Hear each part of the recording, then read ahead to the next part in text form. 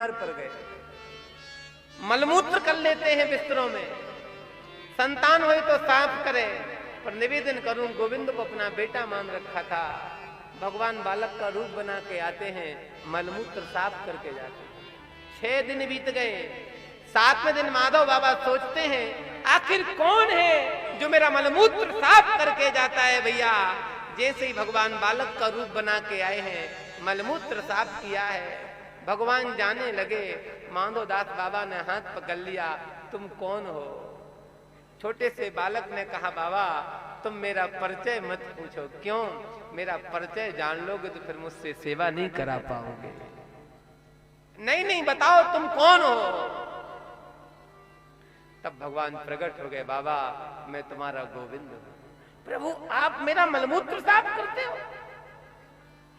तो भगवान कहते बाबा ये बताओ तुमने मुझको क्या माना? प्रभु मैं आपको अपना बेटा मानता हूं। तो एक बात बताओ प्रभु, बाबा बेटे का धर्म क्या होता है? पिता की सेवा करना, मैं कर रहा हूं। तो माधव दास बाबा कहते गोविंद अब मैं तुमसे सेवा नहीं ले पाऊंगा। और भैया सच बताऊं, माधव दास बाबा का 14 दिन का जीवन बाकी था।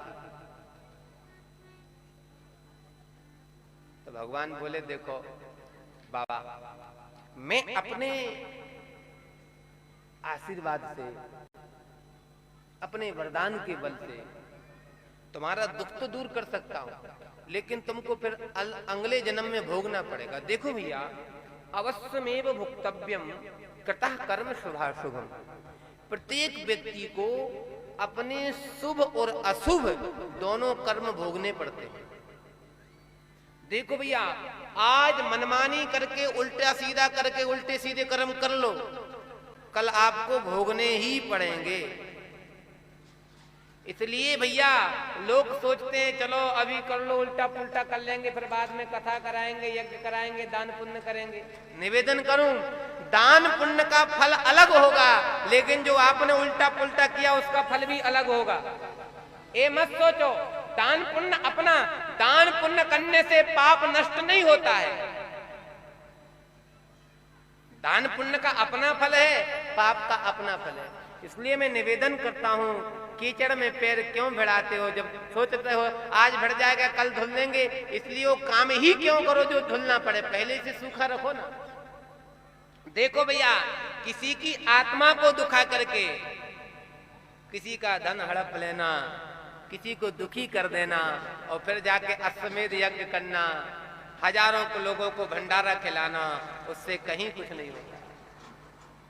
लोग पहले दूसरों की आत्मा को दुखाते हैं, उनका धन इकट्ठा करते हैं और फिर तीर्थों में जाके कंबल बांटते हैं। का होगा कंबल बांट देते? ना तुम्हारो जाड़ो मिटेगो ना बांटे वाले को मिटेगो। इसलिए भैया निवेदन करूं अवश्यमेव भुक्तव्यम। माधव दास बाबा जैसा भक्त भी महाराज इतना बीमार पड़ गए, जिनकी सेवा गोविंद कर रहे हैं। बाबा ने कहा प्रभु अब मैं अपना भोग नहीं भोग सकता, और भोगूंगा तो मैं मलमूत्र आपसे साफ नहीं करा सकता। भगवान ने कहा बाबा तुमने मुझे अपना बेटा माना है, मैंने आपको अपना पिता माना है, आपको कष्ट होगा तो मैं तो सेवा करूंगा। तो माधव दास कहते मैं सेवा कराऊंगा नहीं। गोविंद एक काम करो ना, अब मेरे जीवन की इति कर दो, अब मेरा जीवन समाप्त कर दो। भगवान ने कहा बाबा तुम्हारा 14 दिन अवशेष बचा है भोग, इस जन्म में नहीं तो अगले जन्म में भोगना पड़ेगा। तो माधव दास कहते प्रभु एक काम करो, बेटे जब पिता कोई कर्ज कर लेता है तो उस पिता के कर्ज को बेटा चुकाता है।